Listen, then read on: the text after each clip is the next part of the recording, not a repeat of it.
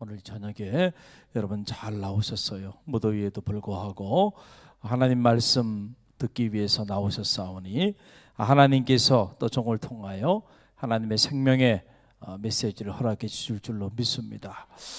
오늘은 이 하나님 나라에 관한 그런 말씀입니다.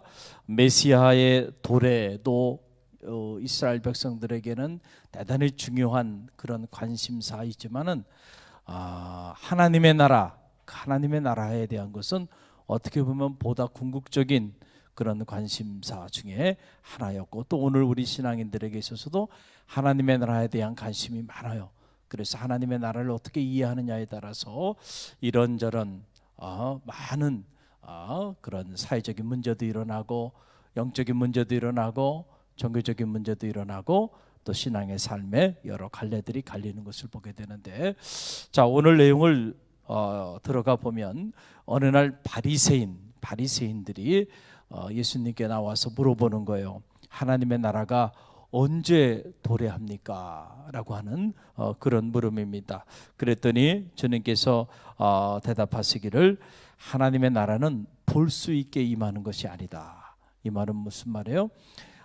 바리새인들의 마음속에는 하나님의 나라가 우리의 눈으로 볼 수 있게끔 그렇게 언젠간 임할 거라고 생각하고 지금 물어보는 거예요. 그러니까 주님께서 말씀하시기를, 니네가 지금 생각하고 있는 하나님의 나라는 그렇게 눈으로 볼 수 있는 하나님의 나라가 아니야. 그 하나님의 나라는 여기 있다 저기 있다 할 것이 아니라 바로 너희 안에 있느니라. 할렐루야. 엄청난 말씀이죠. 하나님의 나라가 언제 도래합니까? 라고 하는 말은 무슨 말이에요? 아직 하나님의 나라가 도래하지 않았다는 것이죠. 언젠가 미래에 하나님의 나라가 도래할 건데 그 때가 언제입니까? 때에 대한 관심이 많은 거예요. 그런데 예수님께서는 뭐라고 말씀하시냐면, 그때가 어떤 미래의 어느 시점이 아니고 이미 그때가 너희 안에 도래했다라고 하는 말씀이에요. 이거 얼마나 엄청난 말씀이에요. 자기 안에 이미 하나님의 나라가 드리워졌는데 아직도 하나님의 나라를 찾고 있으니 이 바리새인들은 틀림없이 하나님의 나라를 경험하지 못한 사람들임에 틀림이 없는 거죠. 이해가 되시죠? 자기가 지금 하나님의 나라를 체험하고 있다고 한다면 하나님의 나라가 언제 도래합니까? 어디서 도래합니까? 때와 공간의 문제를 가지고 물어보지 않을 것이라는 거예요. 중요한 것은 바리새인들이 하나님의 나라를 아직 체험하지 못하고 있는 것을 알게 된 거예요. 너희 안에 있다, within you, 혹은 너희 가운데 있다, among you, 이렇게 두 가지 번역이 가능해요. 그래서 학자들은 이 두 가지 번역에 따라 좀 차이를 두고 해석을 하기 시작하는데, 근데 사실은 그 차이가 중요한 것이 아니고 중요한 것은 지금 뭐냐면 하나님의 나라의 현재성이에요. 현재성. 한번 더, 현재성. 이게 좀 어려운 얘기인데, 하나님의 나라가 쉽게 말씀드리면 미래의 어느 시점에만 일어날 거라고 생각하고 있는데 그렇지 않다. 하나님의 나라가 이미 너희 안에 현재 이루어져 있다라고 하는 그런 말씀이에요. 지금 예수님의 말씀은. 자, 그래서 오늘은 이 하나님의 나라에 우리가 과거성, 현재성, 미래성, 그래서 미래적 하나님의 나라, 현재적 하나님의 나라, 과거적 하나님의 나라, 하나님의 나라에 대한 여러 지평이 있는데, 오늘은 이 말씀을 중심으로 현재적인 의미의 하나님의 나라에 관한 말씀을 여러분에게 잠시 말씀을 통해서 나눠드릴게요. 이 하나님의 나라의 현재성을 놓치기 때문에 이런저런 많은 사이비단 단체들이 나오게 되는 거고, 우리 기독교 영성이 잘못된 곳으로 흐르게 되는 것입니다. 자, 보세요. 자, 하나님의 나라의 현재성인데 제가 성경을 통해서 몇 군데 여러분들에게 설명을 해드릴 거예요. 한번 찾아봅시다. 자, 마태복음 13장 31절 32절 말씀을 찾아보세요. 마태복음 13장, 자, 마태복음 13장 31절 32절 말씀. 마태복음 13장 31절로 33절의 말씀. 자, 31절, 32절 두 절의 말씀 저와 여러분이 함께 읽어봅니다. 또 비유를 들어 이르시되 천국은 마치 사람이 자기 밭에 갖다 심은 겨자씨 한 알 같으니 이는 모든 씨보다 작은 것이로되 자란 후에는 풀보다 커서 나무가 되매 공중의 새들이 와서 그 가지에 깃들이니라. 아멘. Kingdom of Heaven, Kingdom of God. 이것은 차이가 없어요. 같은 하나님의 나라를 말하고 있는 건데, 자, 천국 즉 하나님의 나라, 하나님의 나라를 예수님께서 친히 비유로 말씀하여 주시는데, 사람이 자기 밭에 갖다 심은 뭐 같다는 거예요? 겨자씨 한 알 같다라고 하는 거예요. 자, 밭에 심겨진 겨자씨 한 알. 자, 보세요. 이 겨자씨 한 알이 밭이라고 하는 세상 속에 심겨졌어요, 지금 현재. 그런데 그 겨자씨가 너무 작다 보니까 사람들이 그 씨앗의 실체를 눈으로 잘 보지 못하고 있어요. 무슨 말인지 알겠죠? 그런데 시간이 지나면 지날수록 눈에 보이지 않은 이 미소한 이 겨자씨가 시간이 지나면 지날수록 점점 더 커지기 시작하더니 큰 나무가 되고 새들이 깃들이고 사람이 쉬어가는 그런 역사가 나타나게 되잖아요. 할렐루야. 그런데 사람들이 아직 이 밭에 심겨진 겨자씨, 그냥 밭에 심겨지지 않아도 겨자씨는 눈으로 보기 어려워요. 그런데 그게 밭에 심겨졌으니까 더 눈으로 보기 어려워. 그래서 마치 하나님의 나라가 이와 같다는 거 뭐냐, 하나님의 나라가 눈에 보이지 않아, 없는 것 같아. 그런데 이미 너희 안에 들어가 있는 거야. 할렐루야.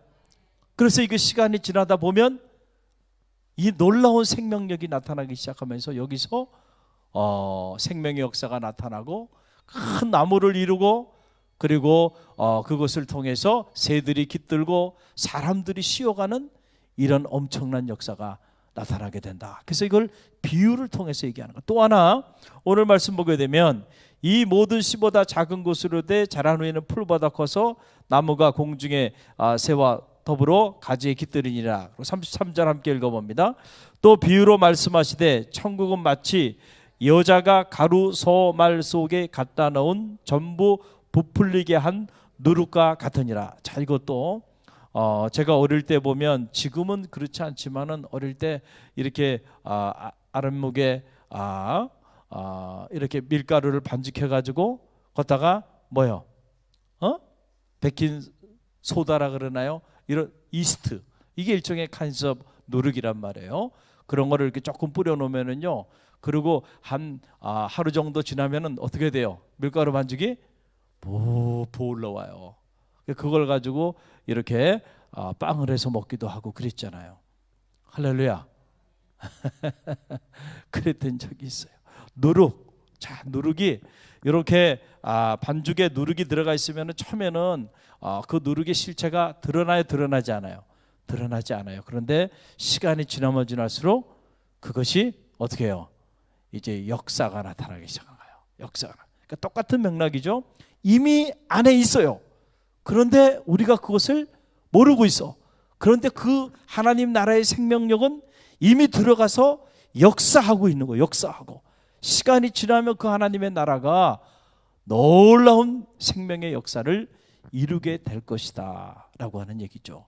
자, 이게 하나님의 나라의 현재성에 관련된 비유의 그런 메시지입니다. 또 우리가 한 군데 볼까요? 누가복음 11장 20절 말씀을 찾아보세요. 누가복음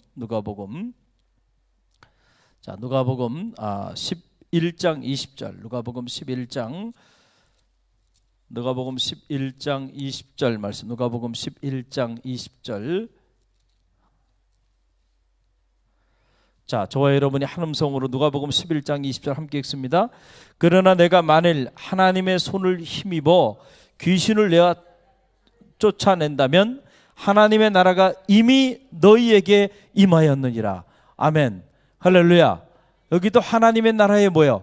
현재성이요. 하나님의 나라가 이미 너희 안에 임하였다. 다시 말하면 하나님의 손을 힘입어서 귀신을 쫓아냈다. 다시 말하면 하나님의 능력을 통해서 너희가 이 악한 영들을 내어 쫓는 역사가 너희 삶의 자리 속에서 일어나고 있다고 한다면 이미 너희 안에 하나님의 나라가 뭐 했다는 거야? 임하였다는 거야. 자, 하나님의 나라가 현재성이에요? 현재성이 아니에요? 현재성이죠.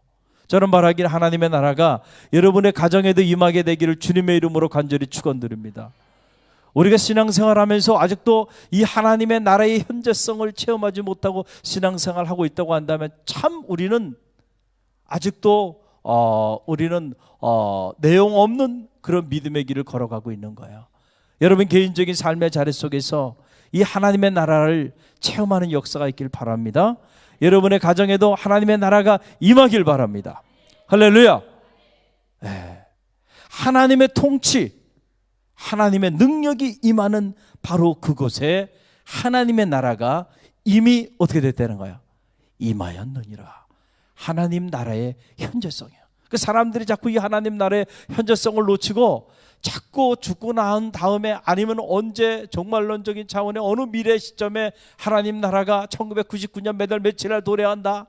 그리고 그 날짜 그때만을 바라보면서 아무것도 하지 않고 마라나타 주여 어서 오시옵소서 하면서 저 산속에 들어가서 또는 어디 이상한 데 모여가지고 미국에도요, 캘리포니아에도 이 하나님의 나라의 현재성에 대한 상서적인 의미를 제대로 알지 못하고 이 극단적인 종말론주의자들이 캘리포니아 샌디에고에 모여가지고요, 그 하나님 나라가 언제 도래한다 그러다가 도래하지 않으니까 다 집단으로 자살해서 죽었어요.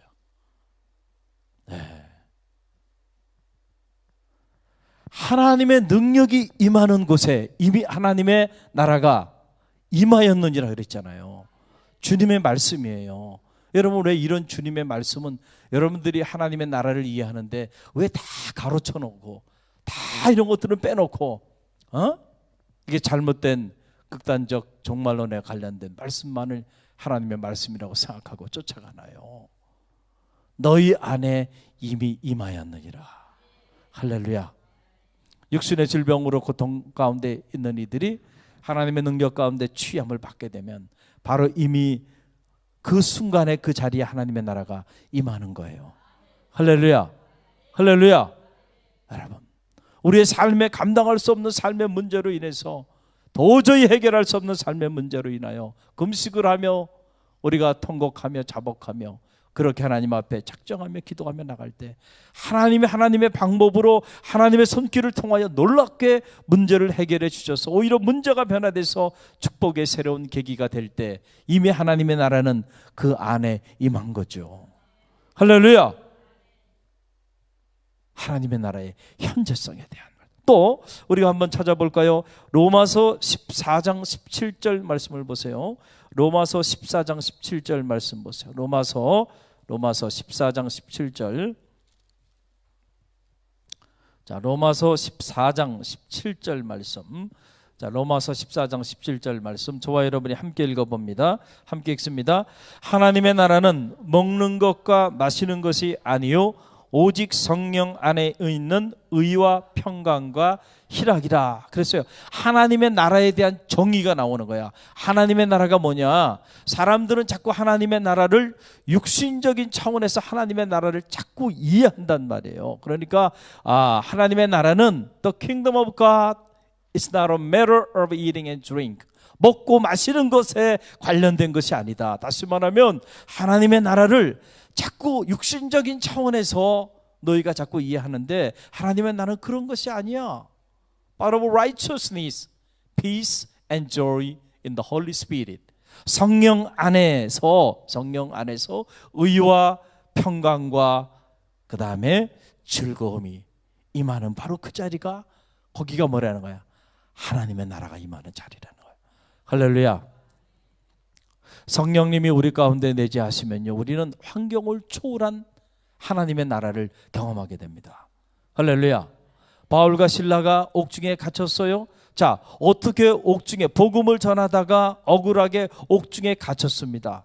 그런데 어떻게 그곳에서 찬양하고 기도할 수 있었을까요? 하나님의 나라가 성령의 능력 안에서 그들 가운데 임한 것이죠. 할렐루야. 그러니까 여러분, 환경을 초월하는, 더 이상 환경이 내 삶을 지배하지 않는, 그래서 하늘의 평화와 하나님이 주시는 그 하늘의 기쁨이 내 안에 임하게 되는 거예요. 할렐루야.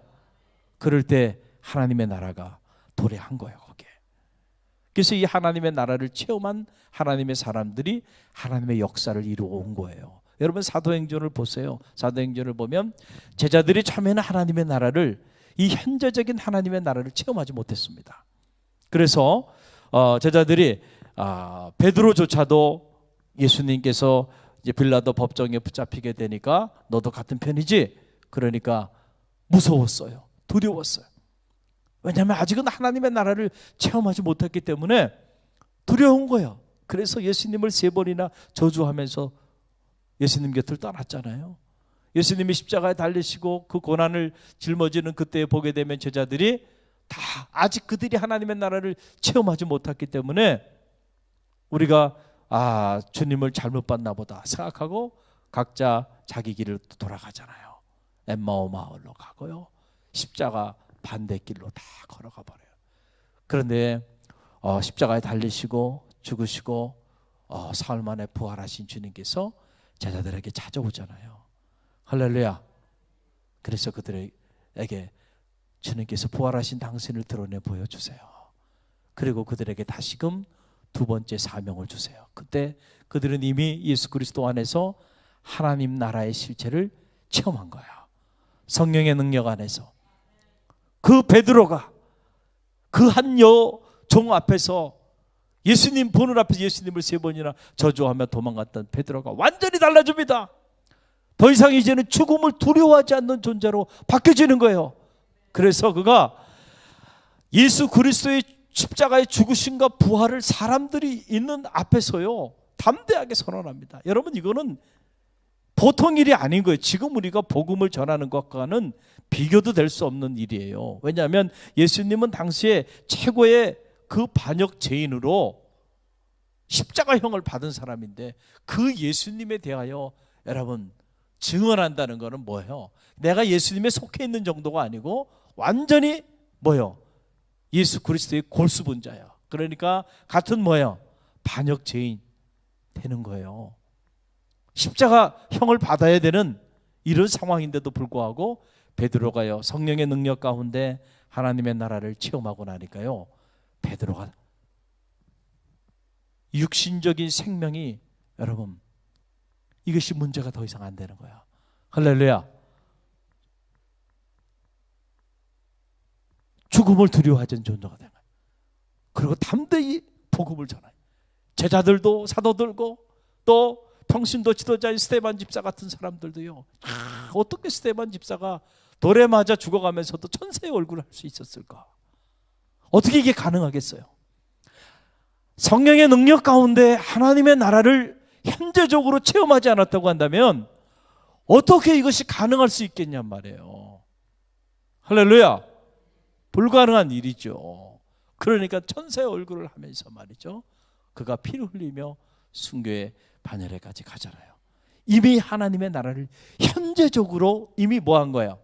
체험한 거야. 그러니까 그 하나님의 나라를 체험하고 나니까 이 땅의 육신적인 생명은 더 이상의, 여러분, 의미가 없는 거예요. 다시 말하면 더 이상 그것이 하나님의 그 나라의 비밀을 발견한 사람에게는 그것이 걸림돌이 되지 않는 거예요. 그러니까 사도 바울이 그러잖아요.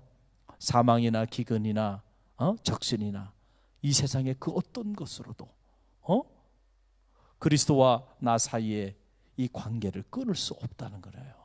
할렐루야. 죽음을 두려워하지 않는, 어떻게 성령의 능력 가운데 하나님의 나라의 실체를 체험하고 나니까요, 내가 풍부에 처할 줄도 알고 빈곤에 처할 줄도 알고요, 모든 일체의 비밀을 배우게 되고요. 할렐루야. 그동안에 자랑 삼았던 모든 것들을 분비물처럼 다 버리게 되고요, 그리고 오직 그리스도만을 위하여 자기의 남은 생을 기도하게 되는 역사가 나타. 하나님의 나라가 이미 그 안에 임한 거죠. 할렐루야.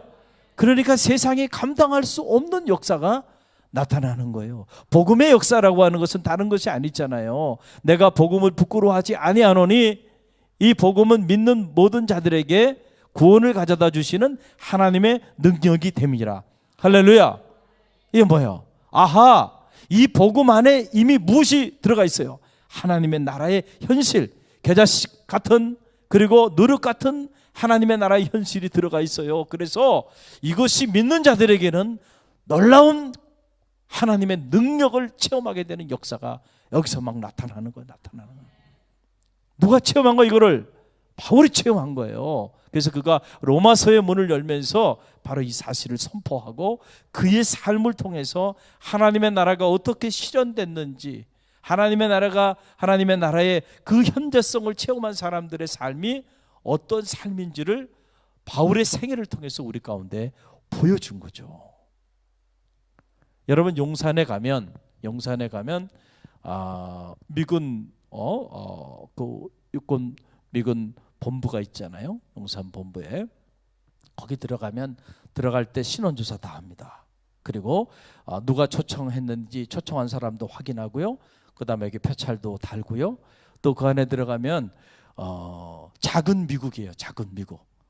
병원도 있고 학교도 있고 음식도 미국에서 직접 다 공수해 오니까 거기서 먹는 음식들은 이게 대부분이 다 미국에서 직접 오는 것들이에요. 그러니까 어떻게 보면 대한민국이라는 나라 안에 뭐가 있어요? 뭐가 있어요? 미국이 있는 거예요. 거기 가면.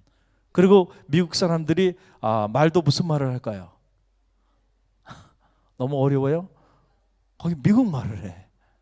그러니까 대한민국은 대한민국인데 대한민국 안에 뭐가 있는 거야? 작은 미국이 있는 거야. 작은 미국이 있는 거야.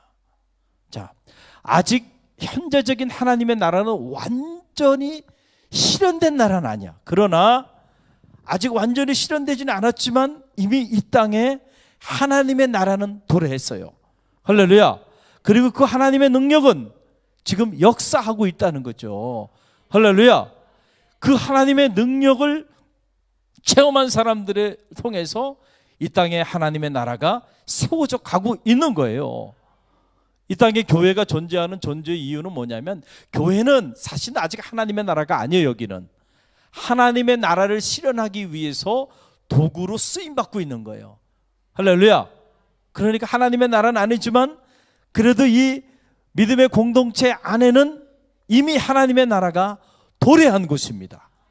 부족하지만. 그래서 이 안에서 우리가 이미 마치 미국은 여기가 아니지만 미국을 경험하는 그런 작은 공동체가 있듯이, 아직 하나님의 나라는 아니지만, 완전히 실현된 나라는 아니지만, 그러나 우리가 이 안에서 하나님의 나라를 체험하는, 천국을 체험하는 삶을 성령의 능력 안에서 우리가 이미 체험하고 살고 있는 거예요. 할렐루야. 그러니까 바리새인들은 지금 이 하나님의 나라의 현재성을 모르고 있는 거야. 잃어버려. 그러니까 능력이 없는 거예요. 신앙생활에. 하나님의 나라를 체험하지 못한 사람은요, 바리새인 같은 종교 생활을 하다가 그러다가 평생 끝나는 거예요. 저는 바라기는 여러분들이 지금 하나님의 나라가 언제 도래합니까? 라고 물어보는 이 바리새인과 같지 않기를 주님의 이름으로 간절히 축원드립니다.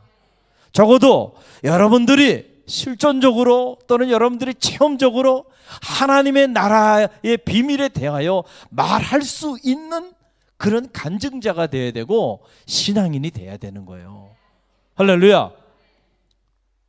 우리가 복음을 통하여 성령의 능력 안에서 하나님의 나라의 이 실체를 체험하고 있음에도 불구하고 이것을 내가 말할 수 없다고 한다면, 정말로 그것을 체험한 사람들은요, 가만히 있으라 그래도 가만히 있을 수가 없는 거예요. 사도 바울처럼 그렇게 복음의 증인이 될 수밖에 없는 거예요. 그 나라의 실체를 얘기하지 않을 수가 없어요. 말하지 않을 수가 없다니까. 자, 한 군데 우리가 더 한번 살펴볼까요? 여러분들 이해를 돕기 위해서. 자, 보세요. 하나님의 나라에 관한 말씀인데 마태복음 13장 44절 말씀을 보세요. 마태복음 13장 44절. 자, 마태복음 13장 44절 말씀 보세요. 자, 마태복음 13장 44절 말씀.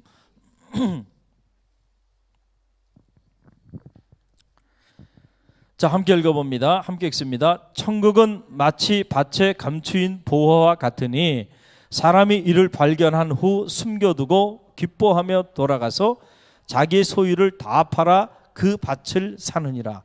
자, 여기도 천국, 킹덤 오브 갓, 킹덤 오브 헤븐, 하나님의 나라에 대한 비유를 누가 하신 거예요? 지금 예수님이 하고 계신 거예요. 지금 다 이게 비유가 내용만 다르지 그 본질은 같은 메시지를 전하고 있는 건데, 자, 어느 사람이 이렇게 밭을 일구다가 자기 밭이 아니야, 남의 밭인데 남의 밭을 이렇게 일구다가 보니까 무슨 소리가 나. 그래가지고 그 밭을 이렇게 파보니까 거기에 어마어마한 금은 보화가, 감추어진 금은 보화가 그 땅 속에 가득 거기에 숨겨져 있는 거야. 그걸 발견했어요. 그러니까 이 사람이 집으로 달려와가지고 어떻게 했다는 거야? 자기가 가지고 있는 전 재산을 다 팔아가지고 그 밭을 살까요, 안 살까요? 사요, 안 사요? 사나 여러분, 사는데 왜 안 사는 것처럼 그렇게 사잖아. 생각해봐. 안 사겠냔 말이야. 그 밭 한 평 해가지고 얼마나 하겠냔 말이야. 그러니까 자기가 돈이 없으면 아마 주변에 있는 사람들한테까지 다 돈을 빌려서라도, 은행에 가서 대출을 받아서라도 어떻게 해요? 사요, 안 사요? 사는 순간 모든 문제는 해결되는 거야. 할렐루야.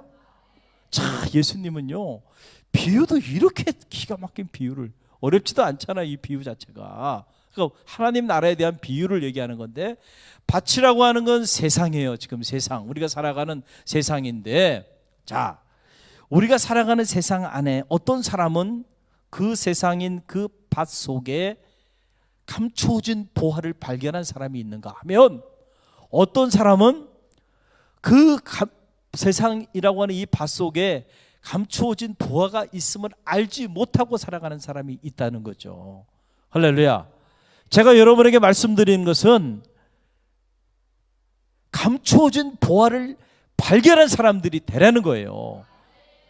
바리새인은 아직 감추어진 보화, 이 하나님의 나라를 아직 발견하지 못한 거예요. 그러니까 하나님의 나라가 언제 도래합니까? 이따위 얘기나 하고 앉아 있는 거죠. 그러니까 예수님께서 이미 너희 안에, 어떻게? 이미 너희 안에 있느니라. 이미 우리 안에 감추어진 보화의 현실로 하나님의 나라는 도래해 있는데, 그 하나님의 나라를 발견하지 못하고 하나님의 나라를 자꾸 여기저기서 엉뚱한 곳에서 찾고 있다라고 하는 이야기죠. 할렐루야. 이해가 되시겠어요? 그럼 감추어진 보화는 뭐냐? 이 감추어진 보화는 예수님 자신이 감추어진 보화로 우리 가운데 이 땅에 오신 거예요. 할렐루야. 그러니까 하나님의 나라의 현실로 주님께서 와 계신데, 주님 앞에서 하나님의 나라가 어디 있냐고, 하나님의 나라가 언제 도래하냐고 이렇게 물어보고 있으니 예수님의 마음이 어떻겠어요? 답답한 거야. 답답한 거야. 하나님의 나라는 눈으로 볼 수 있는 게 아니고 여기 있다 저기 있다 할 게 아니고 이미 너희 안에 있어. 그래서 하나님의 나라, 기독교 영성이 말하는 하나님의 나라는요, 역사성이 있다는 거예요. 역사성. 이게 무슨 얘기냐 하면, 기독교라는 종교는 역사적인 종교예요. 역사적인 종교. 다시 말하면 하나님이 통치가 임하는 곳은 우리의 시간과 역사와 삶의 자리 속에 임하잖아요. 할렐루야. 우리의 시간과 공간과 역사와 아무런 관계없이 하나님의 나라가 임하고 하나님의 통치가 임하고, 그렇다고 한다면 우리와 무슨 상관이 있겠어요? 그게 아직 완전히 실현되지는 않았지만, 그러나 현재 하나님의 나라가 우리 가운데 실현이 돼 있는 거예요. 도래해 있는 거예요, 역사적으로.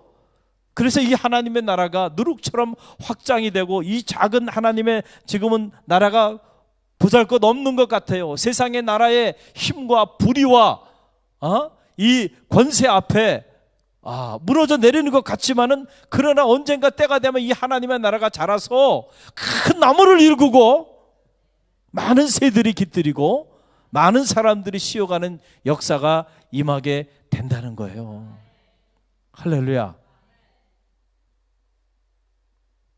여러분, 마릴린 먼로 아시죠? 마릴린 먼로. 아마 여자분들은 잘 몰라도 남자분들은 잘 알죠. 마릴린 먼로 얼마나 아름다운 여성이에요. 참 헐리우드만 가면 가슴이 막 두근두근거려요. 혹시 마릴린 먼로를 만나지는 않을까? 거기는 이제 헐리우드 거리로 이렇게 가보면은 연예인들이 이렇게 애견들 데리고 산책하러 많이 나와요. 우연찮게 이런 세계적인 연예인들도 만나고 이렇게 하는데, 이 마릴린 먼로가 섹스의 심볼이죠. 정말 세계 모든 남성들이 어떻게 보면은 참 육적으로 흠모하는 그런 여인의 표상 중에 하나 아닙니까? 그런데 여러분, 의외로 그의 삶은 대단히 불행하게 살다 생을 마감했다는 거예요. 그녀가 자기가 한 말입니다. 제가 읽어드리면 이렇습니다. 나는 한 여성이 가질 수 있는 모든 것을 가졌습니다. 나는 젊고 아름답습니다. 나는 돈도 많고 사랑에 굶주리지도 않았습니다. 수백 통의 팬레터도 매일 받습니다. 누구보다도 건강하고 부족한 것이 없습니다. 미래에도 그렇게 살 수 있을 것이라 확신합니다. 그런데 웬일인지 나는 너무나도 공허하고 불행합니다. 뚜렷한 이유도 없이 나는 불행하다고 느끼고 있습니다. 결국 마릴린 먼로가 1962년에 어느 날 밤에 나의 인생은 파장하여 문 닫는 해수욕장과 같다라고 하는 글을 남기고 스스로 목숨을 끊고 세상을 떠나고 말았어요. 세상의 부와 명예와 그리고 사랑을 온몸에 받고 부러울 것이 없는, 어떻게 보면 행복할 조건들을 다 가지고 있음에도 불구하고 정작 그 여인은 공허했어요. 인생이 고독했어요. 결국은 스스로 자기 목숨을 끊고 말았단 말이에요. 여러분, 감추어진 보화처럼 하나님의 나라는 예수 그리스도를 통하여 이미 우리 가운데 임하였어요. 할렐루야. 그런데 이 감추어진 보화를 발견한 사람들은 이 땅 안에서 하나님 나라를 체험하고 사는 거야. 천국을 맛보는 삶을 살아가요. 할렐루야. 마릴린 먼로처럼 이렇게 어마어마한 부와 명예와 사람들의 스포트라이트를 밟지 못한다 할지라도요, 초가상간에 살아도 그 감추어진 보화인 하나님의 나라를 체험한 사람은 항상 기뻐하면서 범사에 감사하면서, 할렐루야, 그렇게 하나님 나라의 백성다운 삶을 살아간다니까요. 이게 기적 아닙니까? 할렐루야. 저는 말하기에 우리 그리스도인들은 다른 사람들이 아니에요. 이미 하나님의 나라를 이 숨겨진 감추어진 보화, 예수 그리스도 안에서 이 감추어진 보화를 발견한 사람들이 아닌가요? 아멘 소리가 작은 거 보니까 아직도 발견하지 못하고 아직도 헤매고 있는 인생들이 있어. 아직도 하나님 나라가 언제 도래하냐고, 하나님 나라가 어디 있냐고.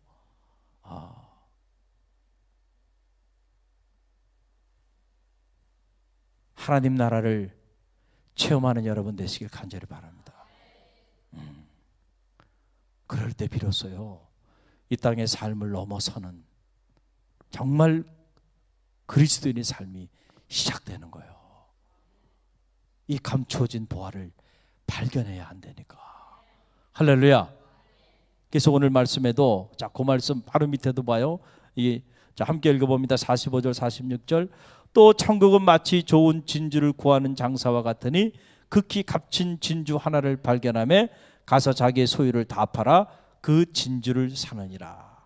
이거 똑같은 얘기죠. 창고에 대한 좋은 진주를 구하는데, 어마어마한 진주를 발견했어. 그러면 그 사람은 자기 전 재산을 다 팔아서 그 진주를 사지 않겠느냐. 할렐루야. 여러분, 예수 그리스도께서 이 땅에 하나님의 나라에 감추어진 보화로, 그리고 최고의 진주로 우리 가운데 이미 오셨어요. 우리가 그 주님 안에 거하면서도 아직도 하나님의 나라가 무엇이냐고, 하나님의 나라가 어디 있냐고 이러고 저 산 넘어 무지개 쫓듯이 그러고 있다고 한다면 바로 바리새인이나 우리나 다를 것이 없다는 거예요. 할렐루야. 여러분, 우리가 갈릴리 교회가 8가지 행복에 이르는 예수의 행복론에 대한 말씀을 우리 시리즈로 주일마다 쭉 묵상하잖아요. 할렐루야.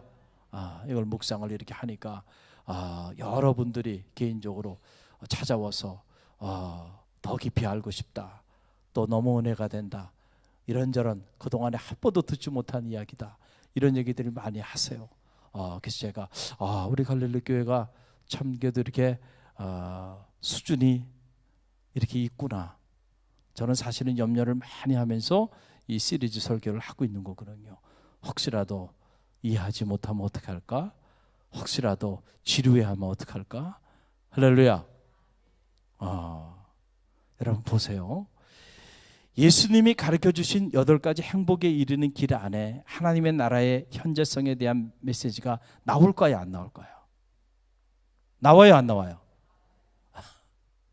이 8가지 행복에 이르는 길 안에는요, 기독교 영성이 말하는, 구약과 신약 성서가 말하는 모든 내용이 그 안에 다 들어가 있어요.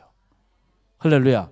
이 8가지 내용을 비껴갈 전혀 새로운 사실은 없어요. 다 그 8가지 길 안으로 다 수렴이 되는 거예요. 할렐루야. 놀랍죠? 그 예수님께서 이 산상수훈의 메시지를 선포하면서 처음으로, 그래서 복음의 핵심 중에 핵심인 이 8가지 행복에 이르는 길을 우리에게 얘기해 주고요. 그 첫 번째 메시지가 뭐예요? 자, 보지 말고 우리 애우는 사람이 있는지 내가 한번 보려고 그래요. 자, 첫 번째 메시지가 뭐예요? 갈릴리 교회 버전으로 하세요. 갈릴리 교회 버전으로. 어떻게 해요? 그렇지. 마음이 가난한 자는 행복하다, 복이 있다가 아니라 이랬잖아요. 그러니까 자꾸 이상한 데로 가야 이 복이라 그러니까 예수님이 하신 말씀하고 정반대 쪽으로 자꾸 가버린단 말이에요.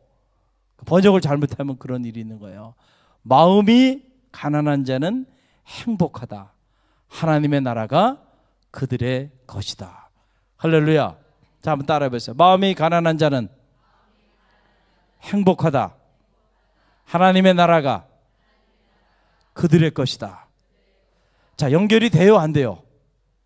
자, 하나님의 나라, 지금 바리새인이 하나님의 나라가 여기 있다 저기 있다 언제 오냐 이런 얘기하는 이유는 뭐냐면, 바리새인은 하나님의 나라의 현실을 체험하지 못한 사람이에요. 그러니까 바리새인은 불행한 사람이죠. 행복한 사람이 아니에요. 마음이 가난한 자는 행복하다는 거예요. 왜냐하면 그들이 하나님의 나라를 소유할 것이기 때문에 그렇다는 거예요. 그러니까 우리가 가난한 마음을 갖게 되면 이미 하나님의 나라가 그 가난한 마음을 가지고 있는 사람들 안에 임하게 되는 거죠. 그 가난한 마음을 가지고 있는 사람들은 그 감춰진 보화를 발견하게 되는 거죠. 할렐루야. 그러니까 행복한 자가 되는 거예요. 이해가 되시겠어요? 말씀이요, 다 이렇게 연결이 돼요, 연결이 안 돼요? 연결이 되잖아. 가난한 마음, 어떤 가난한 마음은 2가지로 제가 말씀드려요. 가난한 마음의 실체가 뭐냐? 가난한 마음의 실체가 뭐냐? 하나는 참회하는 마음이라 그러죠. 참회하는 마음. 참회가 아니고요. 여러분 참회 먹고 싶긴 하겠지만 참회하는 마음, 참회하는 마음. 이 가난한 마음의 첫 번째 내용이에요. 그래서 여러분 보세요. 예수님께서 회개하라, 하나님의 나라가 가까웠다. 예수님께서 인간의 아들이 아니고 하나님의 아들로서의 첫 번째 메시지를 선포하시면서 하신 첫 번째 메시지가 하나님의 나라에 대한 건데, 이 하나님의 나라를 소유하기 위해서 너희가 먼저 뭐 하라는 거야?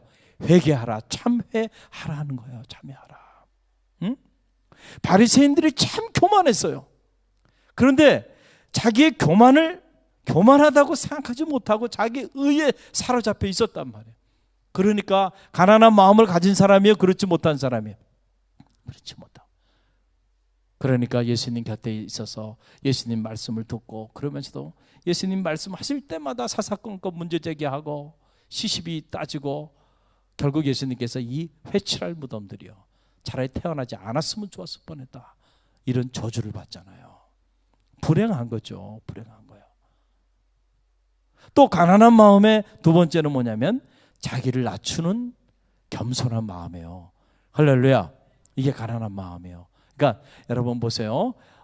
자기의 죄를 하나님 앞에 통회하며 자복하며 회개할 때에 우리는 하나님의 나라의 현실을 보게 되는 거야. 할렐루야. 할렐루야. 네. 회개의 역사가 나타날 때 진정한 부흥은 다른 데서 나타나는 게 아니에요. 은혜 받았다. 뭐가 은혜 받았다는 거야. 정말로 은혜 받으면 우리는 참여하게 돼 있는 거예요. 할렐루야. 정말로 여러분이 성령의 능력 가운데서 은혜를 받게 되면요, 내가 살아온 날들을 보니까 정말 나 같은 놈이 없는 거야. 내가 하나님 뜻대로 그렇게 살아왔어야 되는데 보니까 너무 내가 추악한 죄인의 삶을 살아온 것을 깨닫게 되는 거예요. 은혜가 임하면 자기를 보게 된다는 거예요. 그때부터 눈물 콧물 흘리면서 통회하며 자복하며, 그럴 때 하나님께서 의롭다 여겨주시는 거예요. 할렐루야. 할렐루야. 그때 새로운 삶이 시작되는 거예요. 아직 자기가 죄인임을 이렇게 절실히 깨닫지 못한 사람들은 아직은 가난한 마음을 갖지 않은 거예요. 그런 사람들은 죄송하지만 하나님의 나라가 뭔가, 하나님의 나라에 어디 있는가, 언제 임하는가, 바리새인처럼 이런 것에 관심을 갖게 되는 거예요. 자기를 낮추는 마음, 이거는 뭐야? 예수님이 보여주신 마음이잖아요. 너희는 이 마음을 품으라. 곧 그리스도 예수의 마음이니 그는 근본 하나님의 본체시나 하나님과 동등됨을 여기지 아니하시고 스스로 자기를 낮춰서 종의 형체를 가졌다. 그리고 십자가에 달려 죽기까지 복종하셨다는 거예요. 자기를 철저히 낮추셨던 그 하나님의 그리스도의 마음, 그 마음을 품으라는 거예요. 할렐루야. 행복의 시작은 이 가난한 마음을 품는 데서부터 시작돼요. 우리가 불행한 것은 다른 게 아니에요. 이 두 가지. 내가 죄인임을 깨닫지 못할 때 불행합니다. 할렐루야. 그럴 때 우리는 항상 남 탓을 합니다. 여러분, 남 탓하는 사람들은 내가 죄인임을 모르는 사람들이야. 내가 정말로 죄인임을 아는 사람은 남을 탓할 수 있을까요, 없을까요? 내가 더 나쁜 사람이야. 내 안에 돌보가 들어앉아 있는데 어떻게 남의 눈에 티를 볼 수 있을까요? 주님이 오직하면 그런 말씀을 하셨겠어요. 할렐루야. 영성이 깊어지면 남을 보는 게 아니고요, 자기 자신을 들여다보게 되는 거예요. 할렐루야. 의로운 자기 자신이 아니고 부족한 자기 자신을 보는 거예요. 은혜 아니면 한순간도 살아갈 수 없는 죄인인 자기 자신을 발견하는 거예요. 할렐루야. 네. 그리고 가난한 마음의 자리는 뭐라고요? 자기를 낮추는. 그렇기 때문에 겸손할 수밖에 없는 거예요. 모든 게 보니까 하나님의 은혜인 거예요. 내가 내 힘으로 내 능력으로 살아왔다고 생각했는데 알고 보니까 이 모든 게 감당할 수 없는 하나님의 은혜인 거예요. 할렐루야. 여러분, 이런 마음, 이게 가난한 마음이에요. 이 가난한 마음을 갖게 되면 뭐가 보이기 시작하는 거예요? 감추어진 보화가 보여요. 할렐루야. 하나님의 나라의 현실이 임하게 돼요. 그런 심령, 그런 성도, 또 그런 성도들이 머물러 있는 공동체와 가정 안에는 하나님의 나라가 임하는 거예요. 그래서 세상이 줄 수 없는 하늘의 행복의 문이 열리는 거예요. 그래서 그런 자들이 행복하다라는 거예요. 그러니까 이 말씀이 너희가 죽고 난 다음에 행복해질 것이다, 이런 말씀이 아니에요. 지금 현재 너희가 하나님의 가난한 마음을 갖게 되면, 너희가 가난한 마음을 가진 너희는 참 행복한 사람들이다.